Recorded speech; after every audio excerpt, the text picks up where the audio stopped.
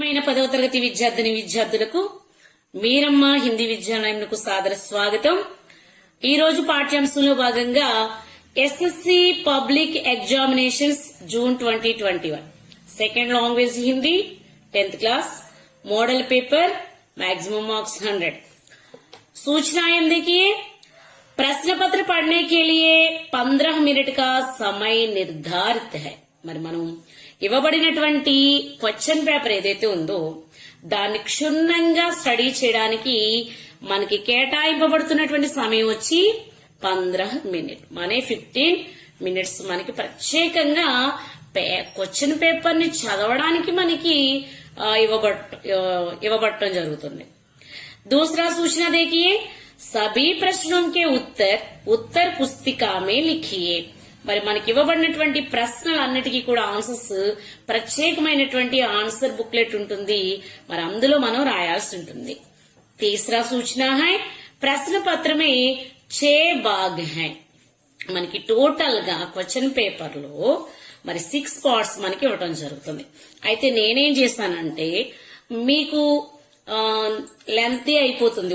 మొత్తం పేపర్ అంతా ఒక పార్ట్ గానే నేను చేసినట్లయితే లెంతీ అయిపోతుంది.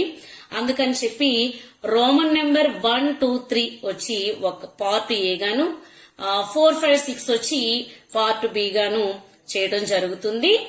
సో పెహలా భాగ్ 1 మే దేఖియే. ఇప్పుడు మనం చూస్తున్నటువంటి పేపర్ ఏదైతే ఉందో ఇది మోడల్ వచ్చి మనకి జూన్ 2021 కి జరగనై ఉన్నటువంటి మోడల్ పేపర్. ఇది ఎస్ఎస్సి బోర్డు నుంచి ప్రత్యేకించి వచ్చినటువంటి మన జిల్లా పరిషత్ స్కూల్స్ కి ప్రత్యేకంగా వచ్చినటువంటి మోడల్ పేపర్. సో దీన్ని నేను ఆన్సర్ చేసి మీకు ఇవ్వటం జరుగుతుంది. మీరు ఒకసారి క్షుణ్ణంగా మీకు పేపర్ అర్థమవుతుంది. అలాగే మనకి కొన్ని మారటం కూడా జరిగింది. మన లాస్ట్ ఇయర్ పేపర్ తో పోల్చినట్లయితే మోడల్ పేపర్ తో ఈసారి మనకి మోడల్ కంప్లీట్ గా చేంజ్ అయిందని చెప్పాలి. కాబట్టి క్షుణ్ణంగా చూడండి. పార్ట్ ఏ పార్ట్ బి కూడా మిస్ అవ్వద్దు. మీకు 100 మార్క్స్ కి కూడా ఇవ్వటం జరుగుతుంది. भाग 1 में देखिए. रोमन नंबर 1 निम्नलिखित प्रश्नों के उत्तर सूचना के अनुसार लिखिए. మనకి ఇక్కడ 12 బిట్స్ ఇవ్వబడతాయి. 12 బిట్స్ కి కూడా ఒక్కొక్క బిట్ 1 మార్క్ క్యారీ చేస్తుంది. టోటలీ 12 మార్క్స్ ఉంటాయి మనకి భాగ్ 1 లో. సో ఇవ్వబడినటువంటి సూచన ఏదైతే ఉందో దాన్ని అనుసరించి మనం దీనికి ఆన్సర్ చేయాల్సి ఉంటుంది. गुरु की कृपा अपार है. पहला गुरु की कृपा अपार है. रेखांकित शब्द का तद्भव रूप पहचानिए. रेखांकित शब्द क्या है इसमें? कृपा. ఆల్రెడీ మన ఫార్మేట్ 2 లో మనకు ఆల్రెడీ తత్సం ఇచ్చాడు. తత్సం ఇచ్చేసి మనల్ని తద్భవ్ రాయమన్నాడు. సో ఇప్పుడు మనకి ఇవ్వబడినటువంటి మోడల్ పేపర్ లో తద్భవ్ ఇవ్వడం జరిగింది. రేఖాంకిత శబ్ద కా తద్భవ్ రూప్ पहचान तत्सम इव्वడం జరిగింది. ఇప్పుడు మనం तद्भव राय कृपा का तद्भव रूप है किरपा. और दूसरा प्रश्न देखिए. अचानक उनकी नजर एक तारे पर पड़ी. अचानक उनकी नजर एक तारे पर पड़ी. क्रिया विशेषण शब्द पहचान कर लिखिए. इस वाक्य में क्या लिखना है? क्रिया विशेषण शब्द को पहचानना है. उनकी नजर एक तारे पर पड़ी. ఆయన యొక్క దృష్టి ఒక నక్షత్రం మీద పడింది. కానీ అది ఎలా పడింది? అచానక్ అకస్మాత్తుగా. సో దృష్టి పడింది కానీ అకస్మాత్తుగా పడింది. సో అచానక్ క్రియా విశేషణ है. और तीसरा है 1985 अक्षरों में लिखिए.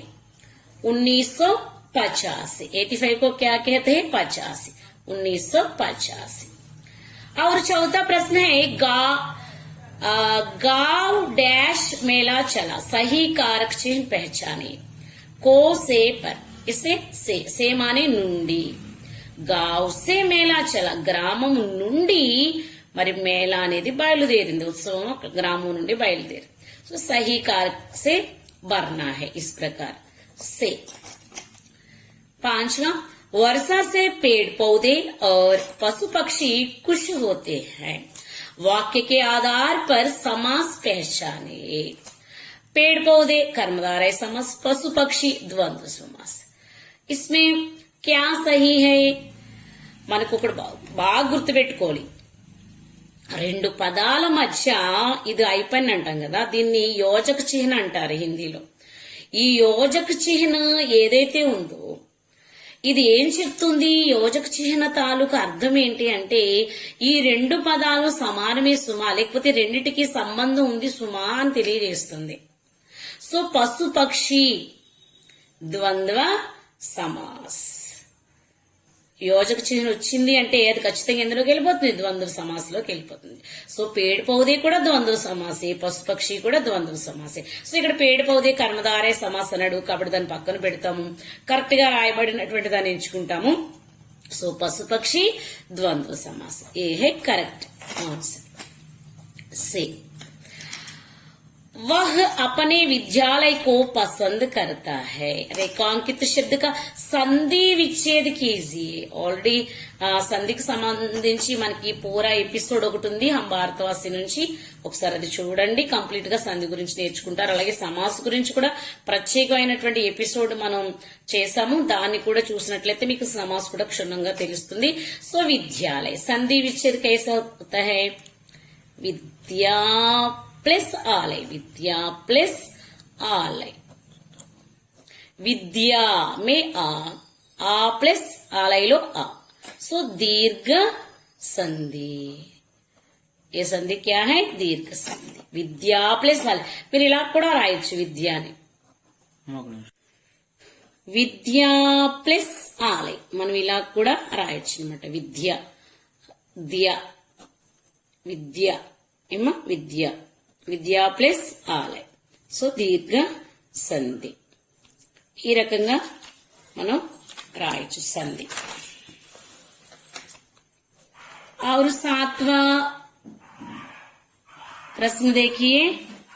सातवां प्रश्न देखिए. अपने देश से प्यार करने वाला एक शब्द में लिखिए. మనం ఆల్రెడీ ఏక్ శబ్द గురించి అనేక శబ్द గురించి కూడా నేర్చుకున్నాము. సో अपने देश से प्यार करने वाला माने क्या कहते हैं? अपने देश से प्यार करने वालों को क्या कहते हैं? देशभक्त कहते हैं. देशभक्त कहते हैं. अमीना का मन गदगद हो गया. रेखांकित मुहावरे का अर्थ क्या है? मन गदगद हो गया. मन गदगद रेखांकित शब्द का मुहावरा क्या है? पुलकित होना. मन गदगद होना माने पुलकित होना. इस मुहावरे का अर्थ है पुलकित होना. మనం ఆల్రెడీ ఈద్గాహ్లో పర్టికులర్ గా ముహావరే ఒక ఎపిసోడ్ గా చెప్పుకున్నాము. మీరు డౌట్ లో ఉన్న వాళ్ళు ఒకసారి ఆ ఎపిసోడ్ క్షుణ్ణంగా నేర్చుకోండి. नवा प्रश्न है वह मेरा शिष्य है. लिंग बदलकर फिर से पूरा वाक्य लिखिए. लिंग बदलकर फिर से पूरा वाक्य लिखिए. శిష్య మానే శిష్యుడు కదా, జంటని శిష్యుడు అంటాం. మరి శిష్యురాల్ని ఏమంటాం మనం? శిష్య అంటాం. శిష్య. సో వహ్ మేరా కాస్త మేరీగా మారుతుంది, స్త్రీలింగ్ వస్తుంది కాబట్టి. వహ్ మేరా శిష్య హై పుల్లింగ శబ్ద. సో దీన్ని మనం స్త్రీలింగ్ లో మార్చడానికి ఏం చేస్తాం? వహ్ మేరీ శిష్య హై. వహ్ మేరీ శిష్య హై. ఆమె నా యొక్క శిష్యురాలు. 10वां प्रश्न है सागर में मोती मिलता है. वचन बदलकर फिर से पूरा वाक्य लिखिए. ఆల్రెడీ మనం చెప్పుకున్నాం మోతి అనేది పుల్లింగ శబ్దము అని. ఆల్రెడీ మనం ఫార్మేటివ్ 2 లో చెప్పుకున్నాము. అలాగే భక్తి పద్లో కూడా దీని గురించి మనం నేర్చుకున్నాము. సాగర్ మే మోతి మిల్తా హై. సాగర్ మే మోతి మోతి చెప్పుకున్నాం కదా. పుల్లింగ వచనాలు ఏవైతే ఉన్నాయో ఆకారాంత శబ్ద తప్ప రిమైనింగ్ అన్ని కూడా ఏకవచనంలోను బహువచనంలోను ఒకే తీరుగా ఉంటాయి. కాబట్టి మోతికి బహువచనం మోతినే. మిల్తా హై కాస్త మిల్తే హై. మిల్తే హైగా మారుతుంది. సాగర్ మే మోతి మిల్తే హై. और 11वां प्रश्न देखिए. हम गेंद खेलते हैं. खेलते हैं వర్తమాన కాలంలో ఉంది కదా. वाक्य को भविष्य काल में लिखिए. वाक्य को भविष्य काल में लिखिए. भविष्य में क्या होता है? हम गेंद खेलेंगे. खेलेंगे. हम गेंद खेलेंगे. సో खेलते हैं కాస్త खेलेंगे భవిష్యత్ కాలంలో మనకి खेलेंगेగా మారుతుంది. 12वां प्रश्न.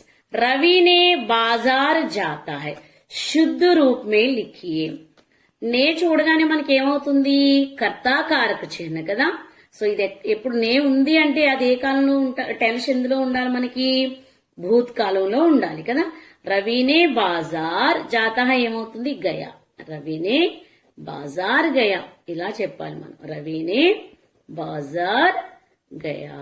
సో నే అనేది కర్తాకారక చిహ్నం. ఇది ఖచ్చితంగా కర్తతో పాటుగా భూతకాలంలోనే వస్తుంది. సో భూతకాలిక క్రియ జాతా హై కాదు, గయా రూపంలో ఉండాలి. సో రవినే బాజార్ గయా. సో ఈ విధంగా మీరు క్వశ్చన్ పేపర్ లో ఏ ప్రశ్నకి ఆ ప్రశ్న ఎదురుగా ఇట్లా ఆన్సర్ చేసేసుకోండి. చేసుకున్న తర్వాత దాన్ని అక్కడే అలా ఉంచకండి. ఉంచకుండా మీకు ఇవ్వబడుతున్నటువంటి ఉత్తర పుస్తిక మానే ఆన్సర్ బుక్లెట్ ఏదైతే ఉందో దాంట్లో చక్కగా మీరు ఎలా వేయాలి, రోమన్ నంబర్ 1 అని చెప్పి వేసి రోమన్ నంబర్ 1 అని పెట్టి అక్కడ ఆన్సర్స్ జవాబు అని పెట్టుకుని, సో మొదటి దానికి మనం ఏమి రాసాము, తద్భవ రూప్ కిరపా రాసాము. అలాగే క్రియా విశేషణ రాసాము దూసరా ప్రశ్నకి అచానక్. అలాగే నంబర్స్ ని హిందీలో రాయమన్నాడు కదా, అక్షరం మే లిఖనా 1950 మన 1985. సో ఇలా. అలాగే కారక చిహ్న అడిగాడు, గావ్ సే మేలా చలా అనేసి. సో కారక చిహ్న. అలాగే పశుపక్షి ద్వంద్వ సమాస్, విద్యా ప్లస్ ఆలయ దీర్ఘ సంధి. అలాగే ఏక్ శబ్ద మే లిఖనా దేశభక్త్. అలాగే మన్ గద్గద్ హోనా ముహావర का अर्थ पुलकित होना. और वह मेरी शिष्या है स्त्रीलिंग లో రాసాం.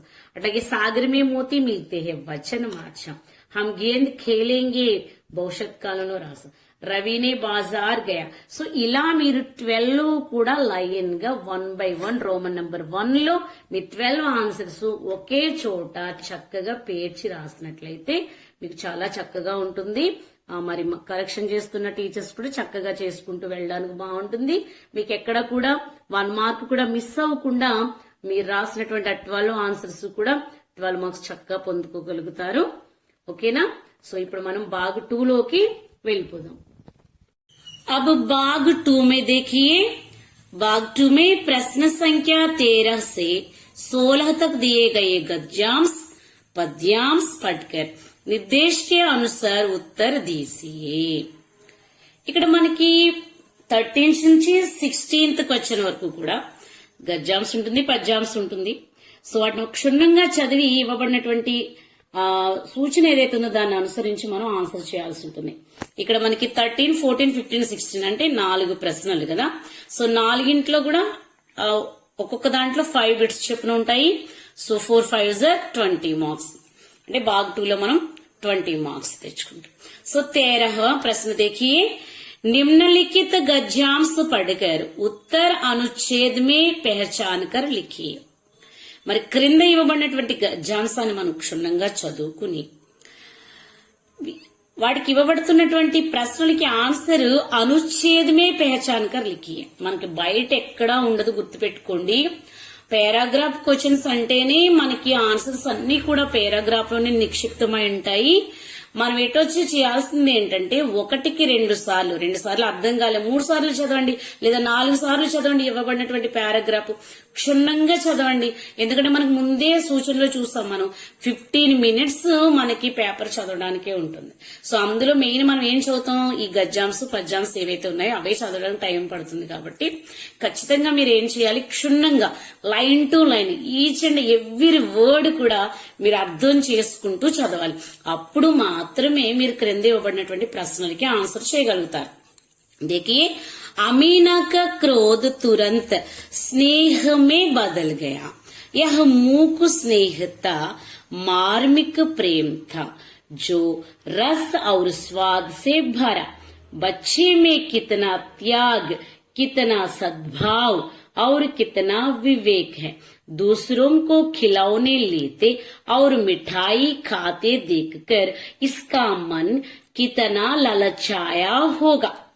ఇది మనకు పరిచయం లేనటువంటి పారాగ్రాఫ్ ఏం కాదు కదా. ఆల్రెడీ మనం ఈద్గాహ్లో చాలా క్షుణ్ణంగా నేర్చుకున్నాము, చదువుకున్నాము 1కి 4 సార్లు కదా. మనకు బాగా తెలుసున్నటువంటి స్టోరీ నుంచే ఇచ్చాడు. సో ఇక్కడ ఏం అడుగుతున్నాడు, ఇక్ ప్రత్యయ వాలా శబ్ద పెహచాన్ కర్ లిఖియే.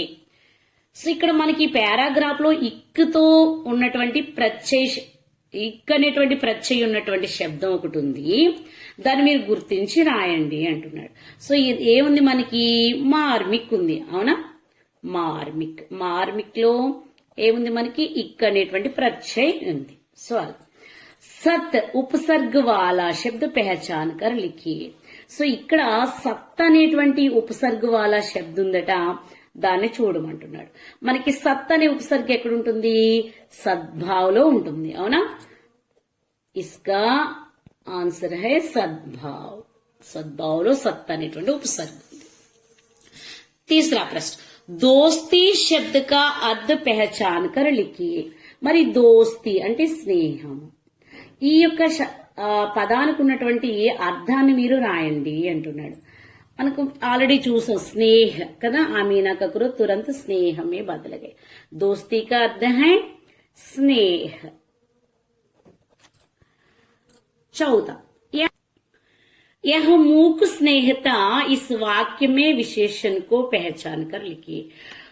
यह मूक स्नेहత అనేటువంటి వాక్యం ఇచ్చారు. ఈ వాక్యంలో మనం ఏం చేయాలంట, విశేషణ శబ్దం ఏదైతే ఉందో దాన్ని కనుక్కోమంటున్నాడు. సో ఈ స్నేహం ఎలాంటిది, మూగ స్నేహము లేదా మూగ ప్రేమ. సో విశేషణ శబ్దం ఏమైంది, మూక్. మూక్ అనేది విశేషణ శబ్దం. और 5वां प्रश्न, अविवेक शब्द का विलोम शब्द पहचान कर लिखिए. अविवेक शब्द का विलोम शब्द, विलोम शब्द क्या होता है, विवेक. వివేక్, అవివేక్, వివేక్ కదా, వివేక్ అవివేక్. సో అవివేక్ కి విలోమ శబ్దం ఏమవుతుంది, వివేక్. సో మనం ఎలా రాస్తాం, అవివేక్, వివేక్. ఇంకా ఇదే పారాగ్రాఫ్ నుంచి మనకి ఇంకా అడగాలి అనుకుంటే ఏం అడుగుతాడు, यह गद्यांश किस पाठ से दिया गया है. किस पाठ से दिया गया है, पाठ का नाम क्या है, ईदगाह है ना, ईदगाह. और दूसरा प्रश्न हो सकता है, इसका लेखक कौन है. लेखक कौन है, मुंशी प्रेमचंद जी है. मुंशी प्रेमचंद जी है. సో ఈ విధంగా మనకి ఇవ్వబడుతున్నటువంటి పారాగ్రాఫ్ నుంచి మరి 5 క్వశ్చన్స్ ఉంటాయి, అట్లాగే 5 మార్క్స్ కూడా ఉంటాయి. 13वां प्रश्न हो चुका है और हम देखेंगे 14 प्रश्न. 14 वाला प्रश्न, निम्नलिखित पद्यांश पढ़कर दिए गए प्रश्नों के उत्तर विकल्पों में से चुनकर लिखिए. 13 वाला प्रश्न में गद्यांश है और 14वां प्रश्न में पद्यांश है. यहाँ पद्यांश है. पद्यांश देखिए, ऊंच नीच का भेद मिटाकर दिल में प्यार बसाएंगे, नफरत का हम तोड़ कुहासा अमृत रस सरसाएंगे, हम निराशा दूर भगाकर फिर विश्वास जगाएंगे, हम भारतवासी दुनिया को पावन धाम बनाएंगे. సో ప్రశ్న మనకి పోయం చూడగానే అర్థమవుతుంది ఇది హం భారతవాసి నుంచి వచ్చినటువంటి, ఎందుకంటే హం భారతవాసి అనేటువంటిది ప్రతి పద్యంలోనూ రిపీట్ అవుతుంది. మన యొక్క కవిత పేరు కూడా హం భారతవాసి కాబట్టి మనకు చూడగానే అర్థమవుతుంది. प्रश्न देखिए, पहला प्रश्न, भारतवासी दुनिया को क्या बनाना चाहते हैं.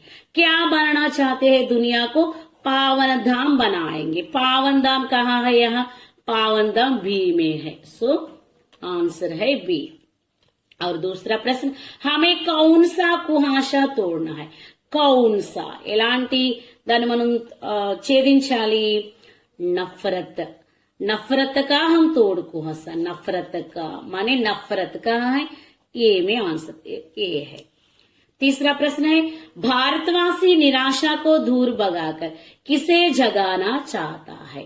हम निराशा दूर भगाकर फिर विश्वास जगाएंगे. किसको, विश्वास को. विश्वास का आंसर है सी.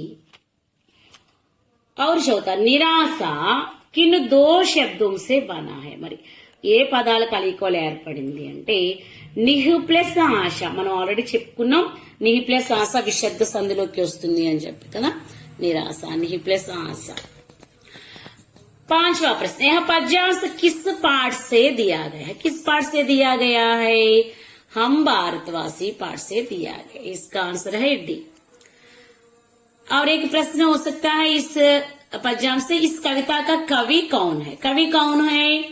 ఆర్పి నిశంక్ జీ है. సో మనకి 5 ప్రశ్నలు ఇస్తారు. అయినప్పటికీ కూడా మనకి ఇది కూడా వచ్చే ఛాన్స్ ఉంది కాబట్టి తెలుసుకుంటున్నాం అంతే. సో ఈ విధంగా మనం ఏ అయితే ఏ, బి అయితే బి, సి అయితే సి, ఇట్లా మనం వికల్ప ప్రశ్న అంటారు. సో వస్తునిష్ట ప్రశ్న కదా. సో ఇలా ఇవ్వబడినటువంటి వాటికి మన ఆన్సర్లు మన కళ్ళు ఎదురుగానే ఉంటాయి. కాస్తంత మీరు క్షుణ్ణంగా లైన్ టు లైన్ ఇవ్వబడినటువంటి పద్యాంశాన్ని మనం ఎప్పుడైతే క్షుణ్ణంగా చదువుకున్నామో, line to line, word to word ఎప్పుడైతే క్షుణ్ణంగా చదివామో, ఎలాంటి ప్రశ్న ఇచ్చినా కూడా ఆన్సర్స్ కూడా ఏబిసిడి ఆప్షన్స్ లో మన కళ్ళ ముందే ఉంటాయి. కాస్తంత శ్రద్ధ పెట్టి మనం వెతికినట్లయితే కరెక్ట్ ఆన్సర్ రాయగలుగుతాం. 1 మార్క్ కూడా మీకు మిస్ అవ్వకుండా ఉంటుంది. और अब देखेंगे 15वां ప్రశ్న. ఇక్కడ మీకు ఒక విషయం చెప్పాలి. నేను గత సంవత్సరం వరకు రాసినటువంటి మన మోడల్ పేపర్స్ లో అయితే ఖచ్చితంగా ఒకటి పఠిత పద్యాంశం వచ్చేది, ఒకటేమో అపఠిత పద్యాంశం అని అవుట్ ఆఫ్ బుక్ అన్నమాట, వేరే జనరల్ ఇచ్చేవాడు. అలాగే పఠిత గద్యాంశం అంటూ మన లెసన్స్ నుంచి, అది ఉపవాచక నుంచి కానీ లేదా గద్యభాగ పాఠం నుంచి ఇచ్చేవారు. రెండవది అపఠిత గద్యాంశం అని చెప్పి అవుట్ ఆఫ్ సిలబస్ నుంచి ఇవ్వటం జరిగేది. సో మీకు ఇప్పుడు ఆ బాధ లేదు, అన్ని బుక్ లోవే ఇచ్చేస్తున్నారు.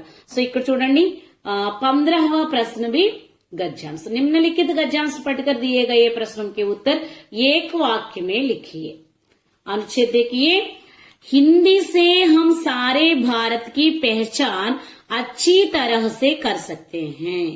भारत के अलग अलग प्रांतों में अलग अलग भाषाएं बोली जाती हैं. हमें भारत के सभी प्रांतों से जुड़ने के लिए एक भाषा की आवश्यकता होती है जिसे सारे भारत के वासी जानते हैं. वैसी भाषा ही हिंदी है जो सारे भारतीयों को एकता के सूत्र में बांधती है. हिंदी अपने शाब्दिक अर्थ से भी భారతీయ कहलाती है. సో చదువుతుంటేనే మనకు అర్థమైపోయింది ఎక్కడి నుంచి వచ్చింది. అంతర్రాష్ట్రీయ స్థాయి పర్ హిందీ అనేటువంటి పత్రలేఖన పాఠ్యాంశం నుంచి మనకి రావటం జరిగింది. ప్రశ్న देखिए. हिंदी का शाब्दिक अर्थ क्या है? हिंदी का शाब्दिक अर्थ क्या है? शाब्दिक अर्थ क्या है? భారతీయ. शाब्दिक अर्थ क्या है? భారతీయ అంటే భారతీయ అని పిలువబడుతుంది హిందీ భాష అనగానే. दूसरा प्रश्न. हिंदी से हम किसकी पहचान कर सकते हैं? किसकी पहचान कर सकते हैं? भारत की पहचान कर सकते हैं. भारत की पहचान कर सकते हैं. तीसरा प्रश्न देखिए.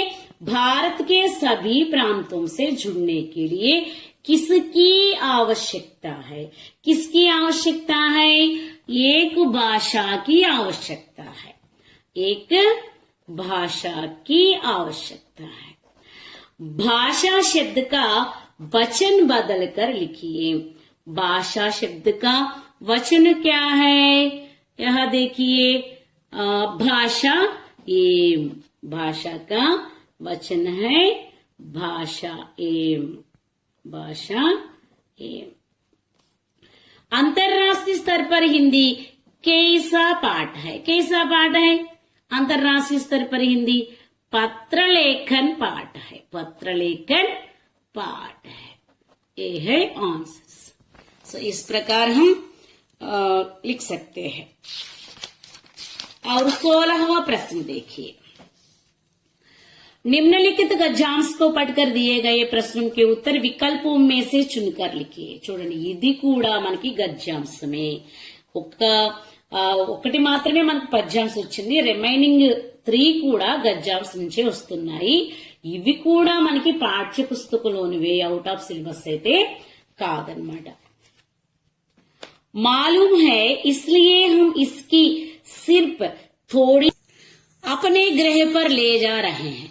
हमारे ग्रह के जल में एक विशेष प्रकार के विषाणुओं के मिल जाने के कारण वह जहरीला हो गया है.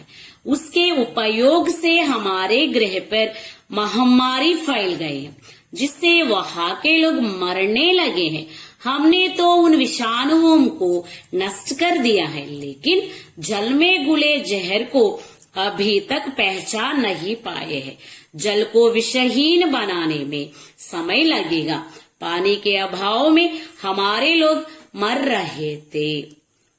సో ఇది కూడా మనకి ఎక్కడి నుంచి వచ్చింది, జల్ హీ జీవన్ హై అనేటువంటి పాఠ్యాంశం నుంచి వచ్చింది కదా.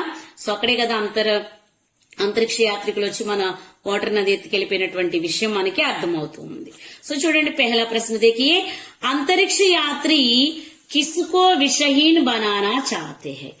ఈ అంతరిక్ష యాత్రికులు కిస్కో దేనిని విషరహితం చేయాలని అనుకున్నారు. దేనిని? జల్కో. దేనిని? జల్కో. బి, జల్ కిస్కే మిల్నే సే జహరీలా హో గయా హై. మరి ఏది కలవటం వల్ల విషపూరితం అయిపోయింది? ఏం కలిసాయి అందులో నేర్చుకున్నాం? विषाणुओं के मिल जाने के कारण, विषाणु, ये आंसर। तीसरा प्रश्न, पानी के अभाव में क्या हो रहा था? पानी के अभाव में क्या हो रहा था? क्या हो रहा था? लोग मरने लगे हैं, लोग मर रहे थे, लोग मर रहे थे। सी, जहर शब्द का अर्थ क्या है? जहर शब्द का अर्थ क्या है? विष। जहर माने विष। इस गद्यांश का लेखक कौन है? लेखक कौन है? इस गद्यांश का लेखक श्री प्रकाश जी है। సో ఈ విధంగా మనకి భాగ్ 2లో టోటల్ గా 4 క్వశ్చన్స్ ఉన్నాయి మనకి కదా. ఒకటి పఠిత పద్యాంశ, రిమైనింగ్ 3 కూడా పఠిత గద్యాంశ. ఒక్కొక్క క్వశ్చన్ లో 5 మార్క్స్, 5 బిట్స్ 5 మార్క్స్ చొప్పున టోటలీ భాగ్ 2 మనకి 20 మార్క్స్ ఉన్నాయి. సో మనం ఇదంతా కూడా మీరు ఆన్సరింగ్ క్వశ్చన్ పేపర్ చదువుతూ అక్కడ చేసేస్తారు. సో ఆన్సర్ బుక్లెట్ కి వచ్చేసరికి మీరు ఎలా చేయాలి అంటే, మరి క్షుణ్ణంగా మనం వీటిని చక్కగా ఒకే చోట ఒకే పేజ్ లో అందంగా భాగ్ 2 అని పెట్టుకుంటాము. భాగ్ 2లో 13th ప్రశ్న మనకి క్వశ్చన్స్ కి చూడండి 1 2 3 ఇవ్వడు. ఆ ఈ ఊ అని చెప్పి ఒక్కొక్క బిట్కి లెటర్స్ పెట్టడం జరుగుతుంది. వీటిని మీరు చక్కగా రౌండ్ చేసుకుని ఇలా ఐపెన్ పెట్టుకుని ఆన్సర్ ఎదురుగా చక్కగా రాసుకుంటా వెళ్ళిపోండి. 5 ఆన్సర్స్ ఒకే చోట ఉంటాయి. అట్లాగే 14th క్వశ్చన్ కూడా సేమ్ ఏబిసిడీలు పెట్టాలి. ఇక్కడ చాలా మంది కన్ఫ్యూజ్ అయిపోతారు, పిచ్చి పిచ్చిగా రాసేస్తారు.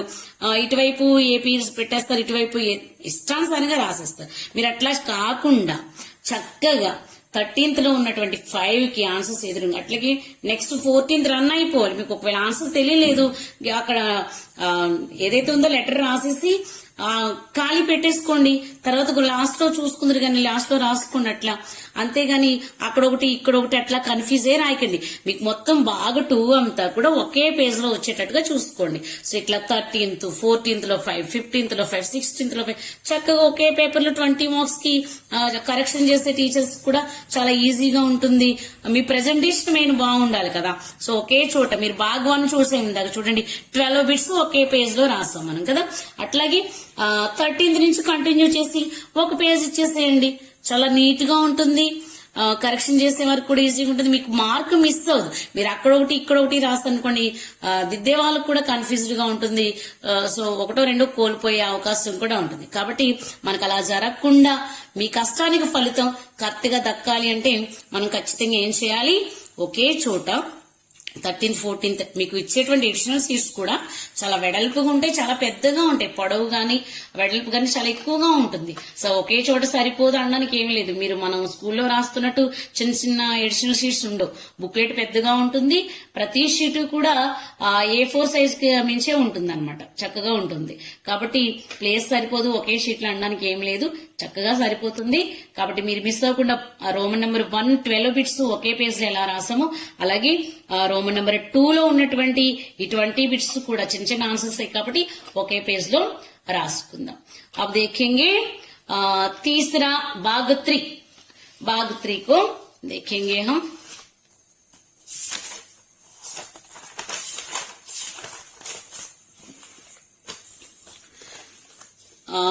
भाग 3 में देखिए, प्रत्येक प्रश्न का उत्तर 6 पंक्तियों में लिखिए. మనకి ఇక్కడ ప్రశ్నలు ఇవ్వడం జరుగుతుంది. ప్రతి ప్రశ్నకి కూడా 6 వాక్యాలు చొప్పున మనం రాయాలి. ఇవ్వబడుతున్న ప్రశ్నలు 2 ఉంటాయి. 2 ప్రశ్నలకి ఒక్కొక్క ప్రశ్నకి 4 చొప్పున మరి 8 మార్కులు మనం ఇక్కడ పొందుకోవడం జరుగుతుంది. 17वां प्रश्न, आधुनिक हिंदी साहित्यकारों में विशिष्ट स्थान रखने वाली कवि आర్పి నిశంక్ जी का परिचय दीजिए. సో భాగ 3లో ప్రత్యేకించి మనకి కవి పరిచయాలు ఉంటాయి. సో ఒకటి కవి పరిచయం కవితా పాఠ్యం నుంచి, రెండవది గద్య భాగం నుంచి కవిని అడగటం జరుగుతుంది. ఈ రెండు కూడా మీరు కన్ఫ్యూజ్ అయ్యే పనే లేదు. సో మనకి ఖచ్చితంగా భాగ 3లో ఇవ్వబడుతున్నటువంటి రెండు ప్రశ్నలు కూడా కవి అయితే కవి లేదా లేఖక్, తెలుసు కదా, కహానీకారక్ కావచ్చు లేదా గద్య భాగ రచయిత కావచ్చు. అయితే ఇక్కడ ఉండేటువంటి రెండు ప్రశ్నలు కూడా కవి పరిచయాలే ఉండటం జరుగుతుంది అనమాట. సో ఒకటి పద్య భాగం నుంచి, ఒకటి గద్య భాగం నుంచి. ఇక్కడ మనకు అడుగుతున్నటువంటిది ఎవరు? ఆర్పి నిశంక్ జీ కా పరిచయ దీజియే. మనం ఏ రాస్తాం? ఫస్ట్ మనం రాయాల్సింది యహ ప్రశ్న హమ్ భారతవాసి కవితా పాఠ్ సే దియా గయా హై. కవి ఆర్పి నిశంక్ జీ, पूरा नाम रमेश पोखरियाल निशंक जी, जन्म सन 1500 अगस्त 1958, जन्मस्थल उत्तराखंड के पिनानी गांव. प्रमुख रचनाएं समर्पण, नवंकुर, जीवन पथ में, मातृभूमि के लिए मुझे विधाता बनना है. पुरस्कार है पद्मश्री. कविता विशेष देशभक्ति संबंधित रचनाएं और कवि विशेष आधुनिक हिंदी साहित्यकारों में विशिष्ट है. देशभक्ति को समर्पित काव्य रचनाओं के लिए पूर्व राष्ट्रपति डॉक्टर शंकर दयाल शर्मा और ज्ञानी जैल सिंह द्वारा सम्मानित किया गया. भाषा विशेष देखिए, इनकी भाषा सरल, सरस और ओजपूर्ण रहती है. सो मन की 4 మార్క్స్ के మనకి ప్రశ్నకి 4 మార్క్స్ ఇవ్వబడుతున్నాయి కాబట్టి కొంచెం మనం వివరణ ఇవ్వాల్సి ఉంటుంది. మరి మనం సారాంశానికి రాస్తున్నట్లుగా జస్ట్ ఒక 2-3 విషయాలు రాసిస్తే మరి 4 మార్క్స్ మనకి రావు. కాబట్టి ఖచ్చితంగా మనం ఆయన గురించి కాస్త విశ్లేషణ చేసినటువంటి విషయాలన్నీ కూడా రాయాల్సి ఉంటుందన్నమాట. మీరు ఏ రచయిత గురించి వాళ్ళు అడిగినా కాస్త ఎక్కువగానే రాయడానికి ట్రై చేయండి. ఇలా రాసినప్పుడు ఖచ్చితంగా మనకి 4 మార్క్స్ అనేవి కూడా మీరు ఫుల్ గా తెచ్చుకోవడానికి అవకాశం ఉంటుంది. और 18वां प्रश्न देखिए, उपन्यास सम्राट प्रेमचंद जी का जीवन परिचय दीजिए. उपन्यास सम्राट प्रेमचंद जी का जीवन परिचय. यह प्रश्न ईदगाह कहानी पाठ से दिया गया है. कहानीकार मुंशी प्रेमचंद जी. बचपन का नाम धनपत राय श्रीवास्तव. जन्म 31 जुलाई 1880, मृत्यु सन 1936 में. प्रसिद्ध रचनाएं लगभग 1 दर्जन माने 12 उपन्यास और 250 माने 250 कहानियों का सृजन. इनकी कहानियां मानसरोवर शीर्षक से 8 खंडों में संकलित है. प्रमुख उपन्यास गोदान, गबन, सेवा सदन, निर्मला, कर्मभूमि, रंगभूमि आदि. प्रमुख कहानियां पंच परमेश्वर, बड़े घर की बेटी, कफन आदि. लेखक विशेष उपन्यास सम्राट नाम से प्रसिद्ध हैं. आदर्शोन्मुख और यथार्थवादी कहानीकार हैं. रचना विशेष భారతీయ గ్రామీణ జనజీవన్ కా సజీవ చిత్రణ. సో ప్రేమచంద్ అనగానే మనకి ఆయన యొక్క ఆదర్శోన్ముఖత గుర్తు రావాలి. అట్లాగే యథార్థవాది కహానికార్ అని, అట్లాగే సజీవ చిత్రణ అనేది ఆయన యొక్క రచనలో మనకి కంటికి కనపడేది కాబట్టి సో ఆయన యొక్క జీవన పరిచయం చేస్తున్నప్పుడు ఖచ్చితంగా ఇవన్నీ రాయాల్సి ఉంటుందన్నమాట. మనకి ఏదైతే కవి పరిచయాలు ఇచ్చారో దాన్నే రాస్తున్నాం, అంతకు మించి ఇక్కడ ఏమీ ఎక్కువగా మనం ఏమి రాయలేదు. సో మనకి 4 మార్క్స్ కాబట్టి కనీసం ఇంతైనా మనం రాసుకోవాల్సి ఉంటుంది. మీరు ఇంత రాసినప్పుడు ఖచ్చితంగా మీకు హాఫ్ మార్క్ కూడా మిస్ అవ్వకుండా ఫుల్ మార్క్స్ తెచ్చుకోవడానికి అవకాశం ఉంటుంది. సో ఇప్పుడు మనం పార్ట్ 1 లో భాగంగా రోమన్ నెంబర్ 1, 2, 3ని కలిపి చేసుకున్నాము. సో పార్ట్ 2 కి మనం అలా భాగ్ 4, 5, 6ని కలిపి పార్ట్ 2 గా చేయడం జరుగుతుంది. మీరు ప్రతి ఒక్కరు కూడా మిస్ కాకుండా ఈ మోడల్ పేపర్ బాగా చదువుకోండి. ఎందుకంటే ఇది ఎస్ఎస్సి బోర్డు నుంచి వచ్చినటువంటి మోడల్ పేపర్ కాబట్టి ఇందులో ఖచ్చితంగా చాలా వరకు మనకి మెయిన్ ఎగ్జామ్స్ లో మనం రాయబోతున్నటువంటి పబ్లిక్ ఎగ్జామ్స్ లో ఖచ్చితంగా వచ్చే అవకాశం ఉంటుంది. ఎలాగూ బోర్డు అని చదువుతాం కదా, దాంతో పాటుకి మోడల్ పేపర్ చదవండి. చదివితే ఏముంది, పోయేదేం లేదు కదా, అంతా వచ్చేవే మార్క్స్ వస్తాయి అంతేనా. మనకు పోయేదే ఉండదు, అంతా వచ్చేవే ఉంటే చదవటం వల్ల పోయేదే ఉండదు. కాబట్టి చక్కగా చదువుకోండి. All the best.